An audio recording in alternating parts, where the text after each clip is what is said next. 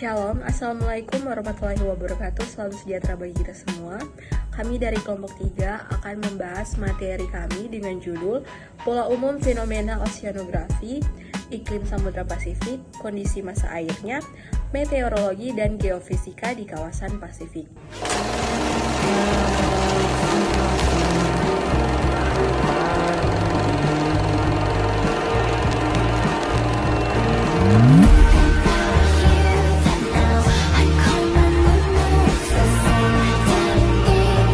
Perkenalkan, nama saya Elsa Jennifer Yonika Bagarai dengan NIM akhir 504 akan menjelaskan pembahasan yang pertama, yaitu mengenai bagaimana pola umum fenomena oceanografi di Samudra Pasifik.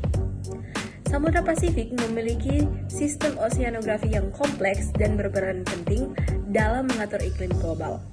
Fenomena utama yang terjadi meliputi arus laut, upwelling, dan gelombang laut. Yang pertama kita membahas mengenai arus laut. Arus laut di Samudra Pasifik membentuk sirkulasi besar yang dipengaruhi oleh angin global dan rotasi bumi. Arus ini berperan dalam distribusi panas di permukaan laut sehingga memengaruhi iklim dunia. Beberapa arus penting, yang pertama itu ada Kuroshio Current, yaitu arus hangat yang membawa air dari wilayah tropis ke Jepang. Yang kedua ada California Current, yaitu arus dingin yang mengalir ke selatan di pantai barat Amerika Utara. Yang ketiga ada Peru Current, yaitu arus dingin di pantai barat Amerika Selatan. Dan yang terakhir North Equatorial Current, yaitu arus yang bergerak ke arah barat di sekitar Khatulistiwa. Arus hangat dan dingin ini memengaruhi suhu laut, cuaca, serta ekosistem laut. Dan yang kedua yaitu upwelling. Upwelling adalah proses naiknya air laut dari kedalaman ke permukaan yang membawa banyak nutrisi. Menurut NOAA, proses ini biasanya terjadi karena dorongan angin yang memindahkan air permukaan. Pergantian massa air dari bawah laut, wilayah seperti pantai Peru dan California mengalami upwelling yang kuat, sehingga karya nutrisi memiliki produktivitas plankton tinggi menjadi daerah penangkapan ikan utama di dunia. Dan yang ketiga yaitu gelombang laut. Gelombang laut di Samudra Pasifik dipengaruhi oleh beberapa faktor utama. Yang pertama, angin, yaitu penyebab utama gelombang permukaan itu terjadi. Yang kedua itu badai tropis, yang mana menghasilkan gelombang besar. Dan yang ketiga, aktivitas tektonik, yang mana itu dapat memicu tsunami.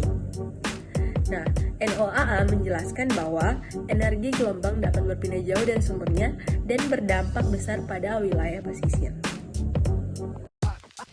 Perkenalkan, nama saya Rizky Palamea dengan akar NIM 604. Saya akan melanjutkan pembahasan dari Elsa, yaitu dengan pembahasan sistem iklim Samudra Pasifik. Samudra Pasifik merupakan massa air terbesar di planet ini yang mencakup sepertiga permukaan bumi dan memegang peranan krusial sebagai regulator panas global. Secara fundamental, iklim di wilayah ini dikendalikan oleh interaksi kompleks antara permukaan laut yang luas dan atmosfer di atasnya melalui sistem yang dikenal sebagai sirkulasi Walker. Dalam kondisi normal, angin pasat berhembus dengan kuat dari arah timur ke barat, mendorong air permukaan yang hangat menuju wilayah Asia Tenggara dan Australia. Hal ini menyebabkan terbentuknya tumpukan air hangat yang sangat luas di wilayah Pasifik Barat, termasuk Indonesia, yang menjadi sumber utama penguapan dan curah hujan bagi planet bumi. Keseimbangan ini juga didukung oleh pergerakan arus laut yang masif seperti arus Kuroshio di utara yang membawa energi panas ke arah Jepang, serta arus Humboldt di timur yang membawa air dingin kaya nutrisi dari Antartika menuju pesisir Amerika Selatan. Fenomena naiknya air dingin ke permukaan atau upwelling di wilayah timur ini sangat bergantung pada lapisan termoklin, yaitu batas pemisah antara air hangat di permukaan dan air dingin di kedalaman. Kedalaman lapisan ini menentukan seberapa besar energi panas yang dilepaskan ke atmosfer dan sangat mempengaruhi stabilitas cuaca di darat yang berbatasan dengan samudra ini. Namun, sistem ini seringkali mengalami gangguan periodik yang kita kenal sebagai El Nino atau ENSO. Saat fase El Nino terjadi, angin pasat melemah sehingga air hangat yang biasanya terkumpul di barat bergeser kembali ke arah tengah dan timur Pasifik. Pergeseran massa air panas ini mengubah seluruh pola cuaca dunia, menyebabkan kekeringan ekstrim dan risiko kebakaran hutan di Asia serta Australia.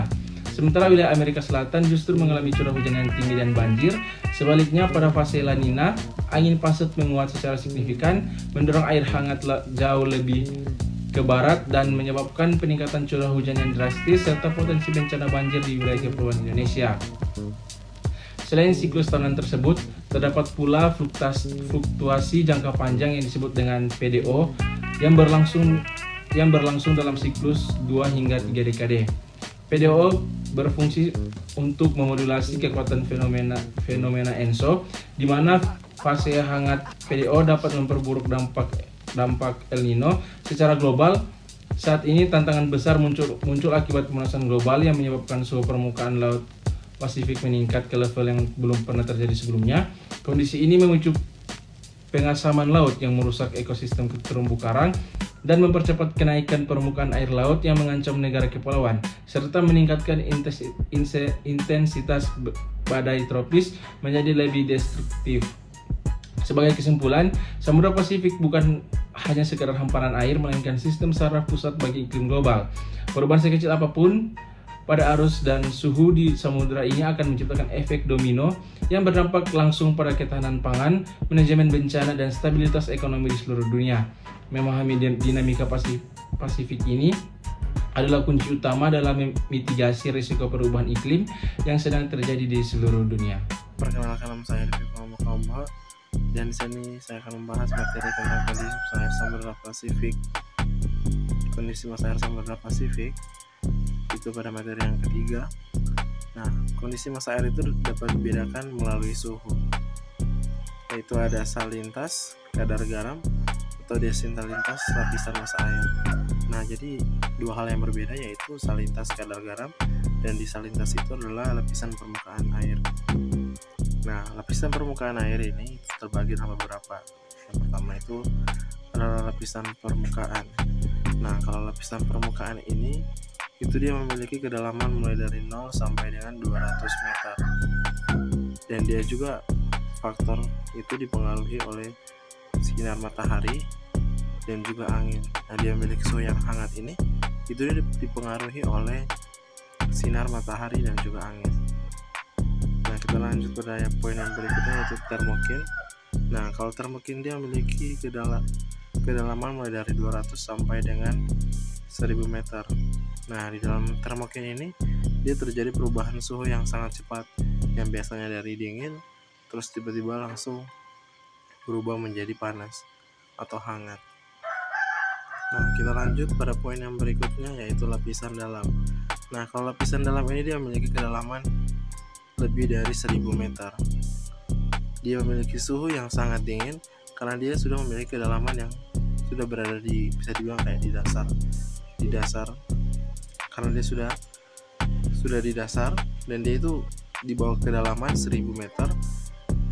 Jadi makanya dia punya suhu itu bisa dibilang sangat dingin.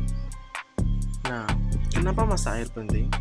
Beberapa masa air di Pasifik itu, contohnya Pacific Central Water, Atlantic Bottom Water, North Pacific Intermediate Water.